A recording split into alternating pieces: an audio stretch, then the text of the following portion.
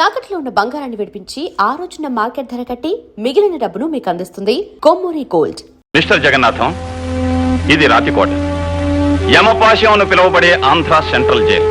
ఇండియాలోకెల్లా ఆసియాలోకెల్లా ఇది అతి పటిష్టమైన జైలు. ఎన్ని ప్రయత్నాలు చేసినా నేరస్తుడు ఇందులో నుంచి తప్పించుకోవటం అసాధ్యం. ఐసి యమపాశ నుంచి ఎవడు ఎలా తప్పించుకోలేడో ఇది అంతే అన్నమాట. ఎస్, నగరానికి దూరంగా ఎత్తైన కొండ మీద ఉంది. ఒక పక్క భయంకరమైన లోయ, మరొక పక్క ఎత్తైన గోడలు, కరెంట్ ఫెన్సింగ్, కట్టుదిట్టమైన కాపలాలు. It is impossible to escape from this jail. Even then there are so many complications. సాధారణంగా ఈ జైలుకి సూపరింట్ గా రావాలంటే ఎవరైనా సరే వెనుకంజ వేస్తారు.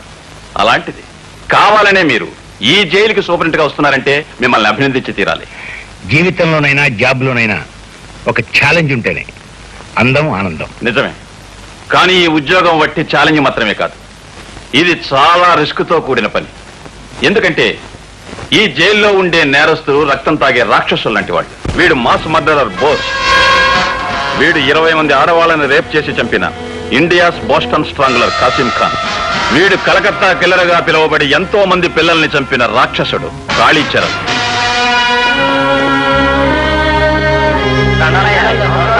Good morning sir. Good morning. ఇక్కడ పరిస్థితుల్ని వాతావరణాన్ని పరిచయం చేసుకుందామని వచ్చాను. Please come sir, I will accompany you. ఏమిటి పరమేశ్వరరావు, జ్వరం వచ్చి ఎండలో పడుకున్నావేమిటి? అమ్మా, నీకు జ్వరం పూర్తిగా తగ్గిపోయిందయ్యా. తగ్గిపోయిందనని అన్నం తెచ్చుకు తినేవు. నిన్నట్లానే పాలు రొట్టి తెచ్చుకు తిను. పో లోపల పో.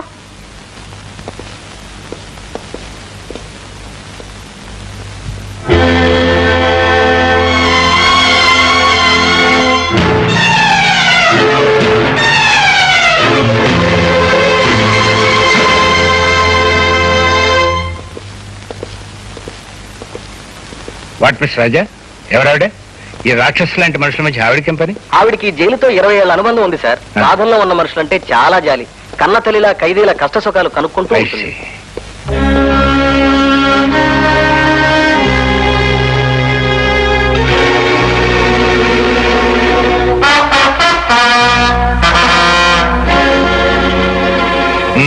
అతను భీమరాజుని నోటోరియస్ క్రిమినల్ సార్.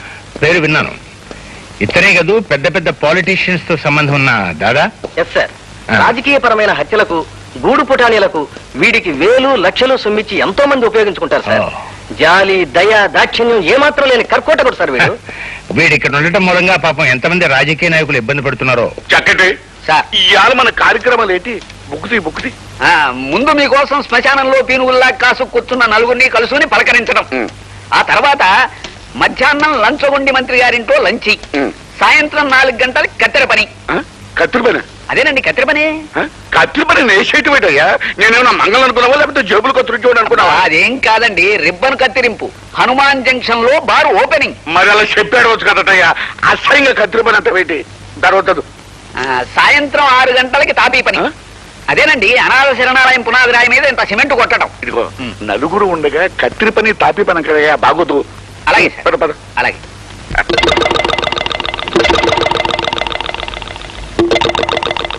సార్, ఒక సీక్రెట్ మెసేజ్. మీరు కూడా వెళ్ళండియ్యా, ఇదేదో చీకరెట్ అంట. ఆ చీకరెట్ చక్కటి చెవులు చెప్పు.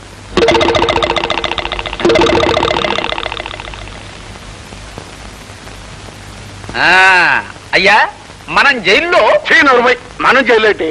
పొరపాటు. జైలు సూపరింటెండెంట్ గా వేయించిన జగన్నాథం గారి దగ్గర నుంచి మెసేజ్. ఏటాడో చూపదంటూ ఆ దేవరాజు గారిని జైలు నుంచి బయటకు పంపి ఏర్పాటు చేశాట. ఆయన ఆఫీసర్ గా ఛార్జీ తీసుకున్నారట. ఆ భీమరాజు గారిని చూశారట. త్వరలోనే తప్పించే పథకం వేస్తారట. ఆ సూపరింటెండెంట్ గారు తొందరలోనే పథకం వేసి ఆ భీమరాజు గారిని జైల్లోంచి బయటకు పంపేయాలా? ఈడు బయటకు వచ్చి బలంగా ఉన్న మన యశపతి నాయకుడిని చంపేయాలా? అప్పుడు చూడు చక్కటి, ఇక మనం ఎలక్షన్లో సునాయాసంగా గెలిచినట్టే. రాత్రి కోడి కూరతో పాటు ఒక క్వార్టర్ బాటిల్ కూడా కొట్టుకొచ్చాయి. చొక్క పెడితే ముక్క మరింత రుచిగా ఉంటుంది. అలాగే గురు.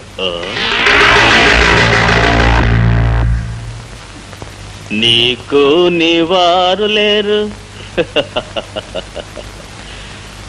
నాకు నా వారు లేరు. లలలా చల్ మోహన రంగా రేయ్ అగ్గి పెట్టుందా ఎవ్వరా ఇచ్చింది చాలా, ఇంకా ఏమైనా కావాలా?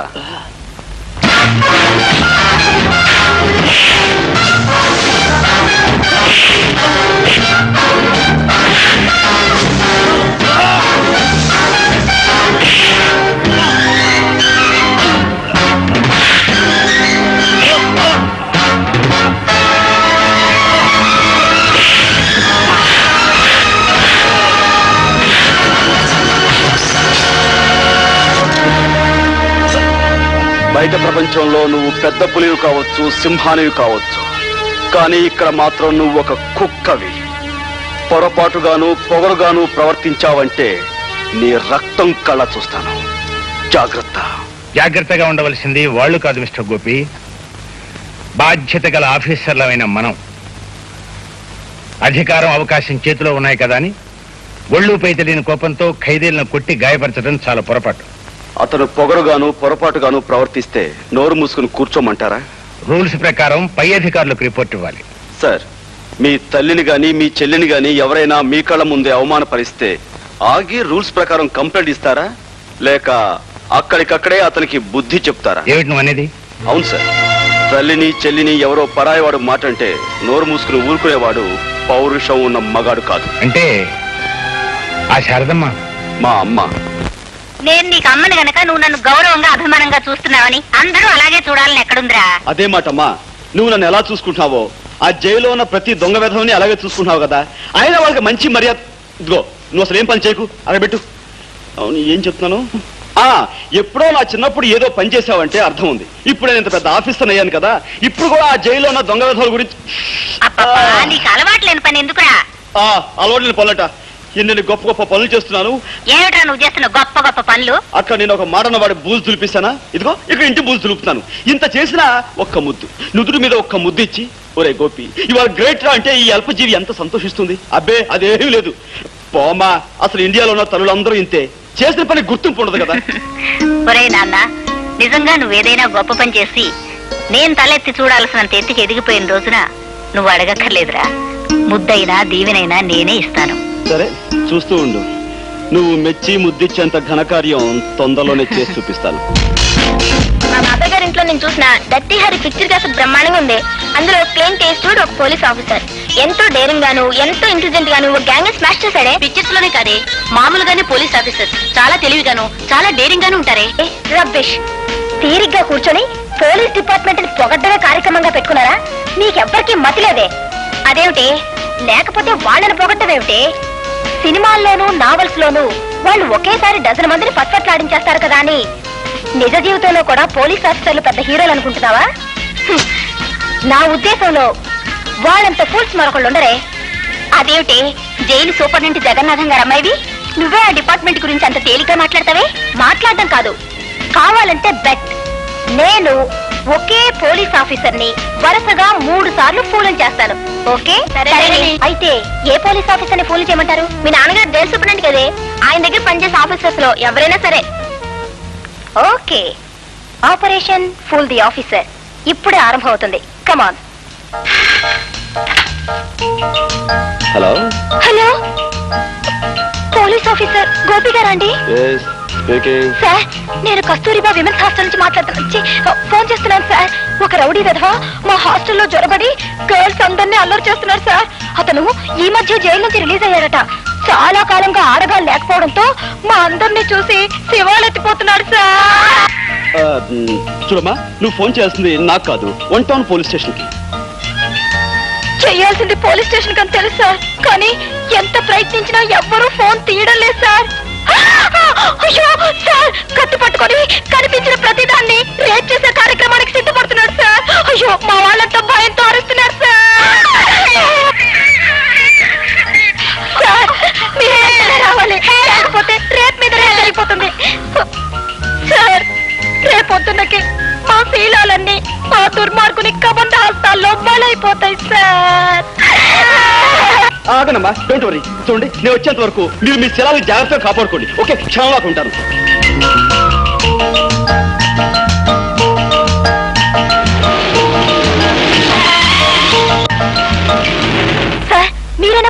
Officer? Yes, I'm Officer Gopi. అమ్మయ్యా. Where is that bloody rapist? అదిగో అటువైపు పరిగెత్తాడు. Ray! ఏమ్మా, వాడి వల్ల మీకేమీ ప్రమాదం జరగలేదు కదా? మా ఫ్రెండ్ లత్తో అదే దీంతో వాడు ప్రోగ్రామ్ ప్రారంభించబోయాడు. అందరం కలిసి అరిచేసరికి అదిగో ఆ కనిపించే వార్డెన్ గారు కొంపలోకి దూరాడు. కొంపదీసి ఆవునేమైనా చేస్తాడేమో. సార్ సార్ ఎస్, తలుపు కొట్టకండి. వాడి కార్యక్రమం డిస్టర్బ్ అయిందనే కోపంతో ఆవిడ్ని పొడి చేస్తాడేమో. సార్ వాడిలాగా గొట్టం పుచ్చుకొని తాకి చప్పుడు కాకుండా పై కిటికీలోంచి దిగడం మంచిది. గొట్టం నేను. సార్ ప్లీజ్ మా వార్డెన్ గారి ప్రాణాలు కాపాడండి. All right.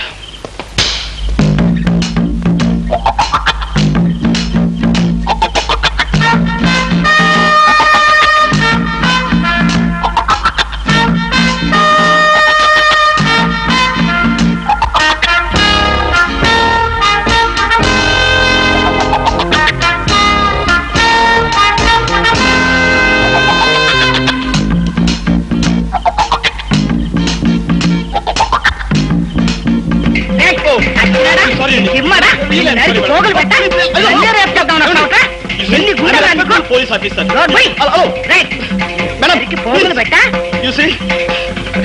దొంగ వెతవా ఇప్పుడు కాదా 20 సంవత్సరాలకు ముందు వస్తుంది. నిన్ను ఒక ఆట ఆడించుండేదండ్రా నేను.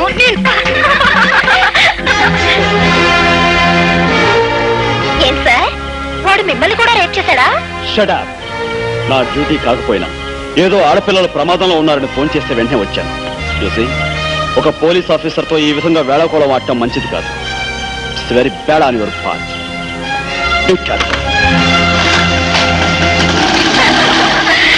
చూసారా, ఒకసారి అయింది, ఇంకా 2 సార్లు. హాస్టల్లో ఉండి నువ్వు చేస్తున్న అల్లరి ఇవన్నమాట. అల్లరేమి డాడీ, అతన్ని 3 సార్లు ఫోన్లు చేస్తానని పందెం కాశాను. చేసి తీరతాను. అసలు నా ఉద్దేశంలో ఈ కాలం అబ్బాయిల్ని జూలోను వాళ్ళ మెదడుని మ్యూజియంలోనూ పెట్టాలి. చచ్చా, ఏం మాటలమ్మా అవి? ఇక్కడ నేను ఇంట్లో చూసిన వాళ్ళు ఎవరూ లేరు. ఇల్లు చూస్తే ఊరికి దూరంగా ఉంది, జైలుకి పక్కగా ఉంది అని నిన్ను హాస్టల్లో ఉండి బుద్ధిగా చదువుకుంటే నువ్వు అబ్బాయిల మీద రీసెర్చ్ చేయడము పెట్టడునా? అది సరే, వాడికి ఒళ్ళు మండి నేను ఒక ఆట ఆడించాడు, నువ్వు ఏమవుతుంది? అతను ఆడించడం కాదు, రేపు క్రికెట్ మ్యాచ్ లో అతన్ని అతని టీంని మేము ఆడిస్తాం, ఓడిస్తాం.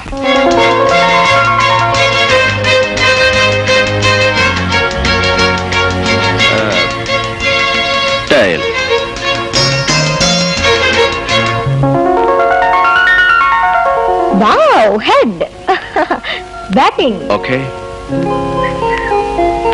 నీ ప్లేస్మెంట్స్ జాగ్రత్త. మేము బౌండరీస్ సిక్సర్స్ కొట్టబోతున్నాం. మా ఫీల్డ్ ప్లేస్మెంట్స్ నీకు తెలుసా? ఏమిటది? No covers, no extra covers, 2 silly points, 1 deep గల్లీ.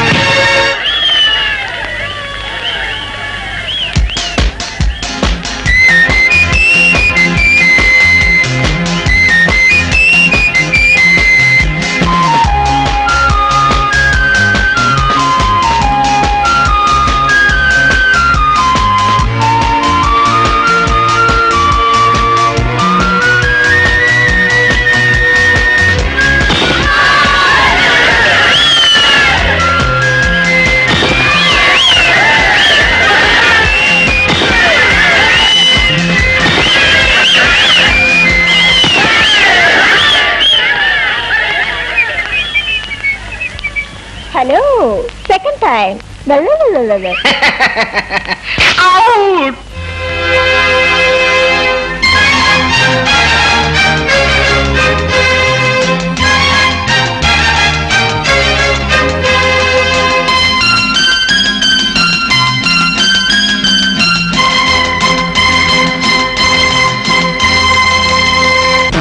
మై డియర్ ఆఫీసర్స్, ఏ మనిషి పేరు చెబితే పసిపిల్లలు పాలు తాగటం మానేస్తారో, ఏ మనిషి పేరు వినబడితే వ్యాపారస్తులు తమ ఇనపెట్టెలు కూడా విడిచి పారిపోతారో ఆ గండ్రగొడ్డలి మన జైలుకు వస్తున్నాడు. అతను 23 హత్యలు చేశాడు. అతి దారుణంగా తలలు నరికి వీధి గుమ్మాలకు వేలాడగట్టాడు. అడవిలో జంతువును వేటాడినట్టుగా వేటాడి పోలీసులు అతన్ని పట్టుకున్నారు. ఉరిశిక్ష పడింది. ప్రెసిడెంట్ దగ్గర నుంచి కన్ఫర్మేషన్ వచ్చే వరకు అతను ఈ జైల్లోనే ఉంటాడు. సార్, అంతమంది మనుషుల ప్రాణాలు తీసిన ఆ నరరూప రాక్షసుని ఉరి తీయడానికి కూడా ఇంకా ఫార్మాలిటీస్ ఏమిటి సార్? న్యాయానికి చట్టానికి చాలా తేడా ఉంది mister Gopi. You can't neglect the formalities. చూడండి, అతను తప్పించుకోకుండా చూడవలసిన బాధ్యత మనపై ఉంది. అతి ప్రమాదకరమైన ఆ మనిషిని చాలా కట్టుదిట్టాలతో మనం కాపలా కాయాలి. ఏమాత్రం పొరపాటు జరిగినా, అశ్రద్ధ జరిగినా ఇంతకాలం మన జైలుకున్న పరువు ప్రతిష్టలన్నీ మంట కలిసిపోతాయి. ఓకే?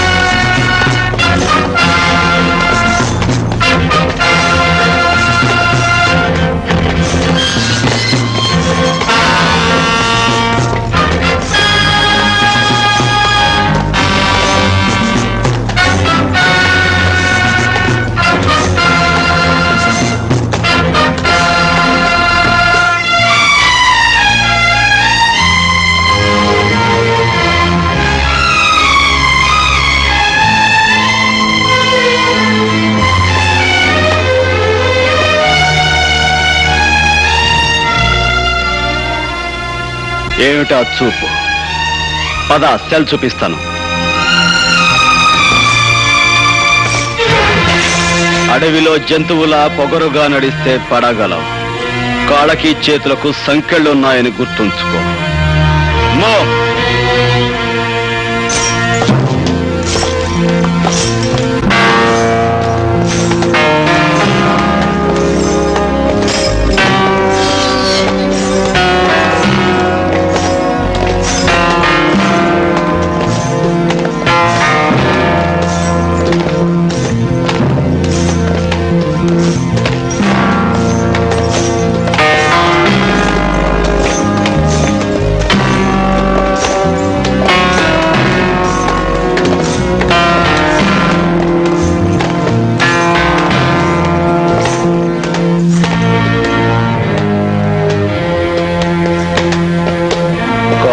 సంకెళ్ళు లేని వాడు కూడా ఇలా మెల్లమెల్లగా నడుస్తూ వెనకబడితే దేశం ఇదిగో ఇలా చెరసాల్లోకి, చీకట్లోకి వెళ్ళిపోతుంది. గుర్తుంచుకో. 52. Yes sir. 53. చెప్తావు sir. 54. 54. 54. 54.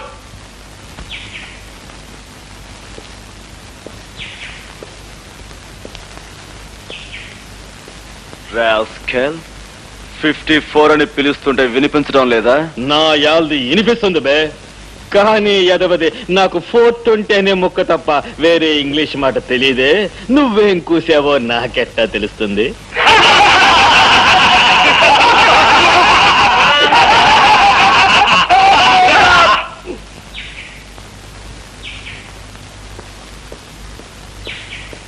Full of an ass.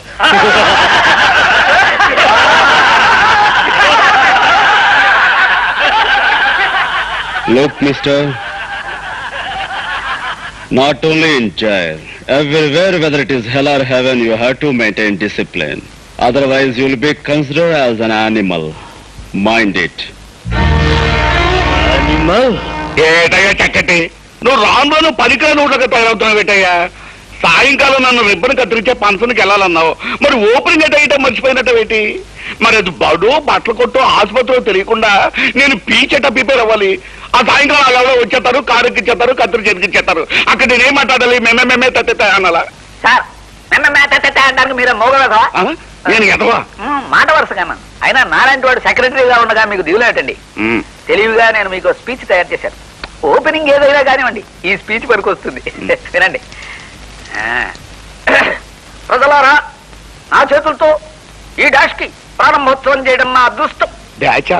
అదేనండి, ఆ డాష్ లో అది బడైతే బడేనేస్తారు, ఆసుపత్రి అయితే ఆసుపత్రి అనేస్తారు. అమ్మ చక్కటి ఏంటి తెలియట్లా చదువు. ప్రతి మనిషికి ఆడైనా మగైనా సరే ఈ డాష్ తో చాలా అవసరం. ఒక దేశ భవిష్యత్తు ఇలాంటి డాష్ల మీదే ఆధారపడి ఉంటుందని మనవి చేస్తున్నాను. ప్రతి ఇల్లు ఒక డాష్ అవ్వాలి. ప్రతి వాళ్ళు ఆడామగా తేడా లేకుండా ఈ డాష్ నేను నడపాలి. ఒక రకంగా చెప్పాలంటే నేను రాజకీయాల్లోకి రాకపోయి ఉంటే ఇలాంటి డాషుల్ని నడుపుకుంటూనే జీవితం గడిపేవాడినని మరోసారి మనవి చేసుకుంటున్నాను. బాగుందయ్యా, చాలా బాగుంది. సార్ ఇవాళ ఓపెనింగ్ సెరమనీ ప్రోగ్రాం తాలూకు కార్డు దొరికింది సార్. చూసారా, ఇప్పుడు అది ఏదైతే అది ఈ డాషుల్లో పెట్టి స్పీచ్ ఇచ్చేశారు అనుకోండి, చప్పట్లు.